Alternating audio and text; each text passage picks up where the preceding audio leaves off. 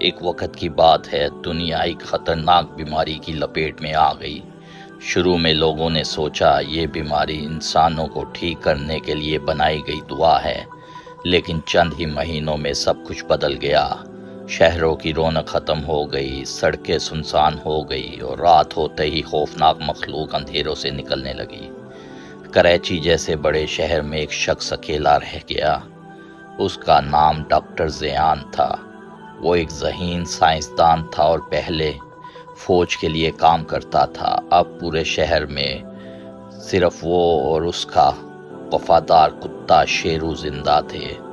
زیان صبح اٹھتا، خالی سڑکوں پر نکلتا، کبھی وہ سپر مارکیٹ سے سامان اکٹھا کرتا، کبھی دوائیاں ڈھونڈتا اور کبھی ریڈیو پر پیغام نشر کرتا، اگر کوئی زندہ ہے تو میں یہاں ہوں، جواب دو۔ مگر ہر بار صرف خاموشی واپس آتی۔ دن کے وقت شہر پر سکون لگتا تھا، لیکن سورج ڈھلتے ہی سب کچھ بدل جاتا۔ اندھیرے میں وہ بیمار لوگ نکل آتے جو اب انسان نہیں رہے تھے۔ ان کی آنکھیں سرخ تھی، خوفناک آوازیں تھیں اور روشنی سے ڈرتے تھے۔ زیان نے اپنے گھر کو مضبوط قلعے کی طرح بنا رکھا تھا۔ رات ہوتے ہی وہ دروازے بند، کھڑکیاں سیل اور ہر طرف روشنی آن کر دیتا تاکہ وہ مخلوق اندر نہ آ سکے، اور اپنی لیب میں دوائی بنانے کی کوشش کرتا رہتا کہ میں کسی نہ کسی دن تو کامیاب ہو جاؤں گا اور اس بیماری کو ہرا سکوں گا، لیکن وہ ہر بار ناکام رہتا اور اسے شدید غصہ آتا۔ پھر ایک دن زیان کو احساس ہوا کہ وہ مخلوق صرف درندے نہیں بلکہ ان میں کچھ عقل بھی باقی ہے۔ وہ جال بچھانے لگے اور زیان کو قابو کر لیا۔ زیان اور شہرو ان کے چنگل میں پھنس گئے، لیکن شہرو نے زبردست حملہ کیا اور زیان کی رسیوں کو توڑ ڈالا۔ زیان اسے لے کر گھر کی طرف بھاگا۔ شیرو بہت شدید زخمی ہو چکا تھا۔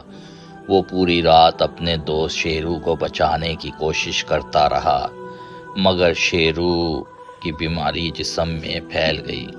شیرو کی آنکھیں بدلنے لگی اور وہ خطرناک ہوتا جا رہا تھا۔ زیان کی آنکھوں میں آنسو آ گئے۔ وہ جانتا تھا کہ اب اس کا دوست واپس نہیں آئے گا۔ کانپتے ہاتھوں سے اس نے شیرو کو اپنے سینے سے لگایا اور ہمیشہ کے لیے الوداع کہہ دیا۔ کئی دن بعد اسے اچانک دو زندہ انسان ملے، ایک عورت مریم اور ایک چھوٹا بچہ۔ وہ شہر سے نکلنے کی کوشش کر رہے تھے۔ زیان کو پہلی بار امید محسوس ہوئی کہ شاید انسانیت ابھی ختم نہیں ہوئی، مگر خطرہ قریب آ چکا تھا۔ وہ مخلوق اب زیان کے گھر تک پہنچ گئی تھی۔ ایک خوفناک رات درجنوں مخلوقوں نے گھر پر حملہ کر دیا۔ شیشے ٹوٹنے لگے، دیواریں ہلنے لگی اور ہر طرف چیخیں گونجنے لگی۔ زیان نے مریم اور بچے کو ایک خفیہ راستے سے باہر نکالا۔ پھر وہ اپنی لیبارٹری میں چلا گیا جہاں اس نے بیماری کا علاج تیار کیا تھا۔ اسے سمجھ آ گیا اگر وہ بچ بھی گیا تو شاید دنیا نہ بچ سکے، لیکن اگر یہ علاج باہر پہنچ گیا تو انسانیت دوبارہ زندہ ہو سکتی ہے۔ اس نے وہ دوائی مریم کے سپرد کی۔ وہ مخلوق دروازہ توڑنے کی بھرپور کوشش کر رہی تھی۔ زیان نے مریم اور بچے کو وہ دعا دی اور کہا، تم لوگ خفیہ راستے سے باہر نکل جاؤ۔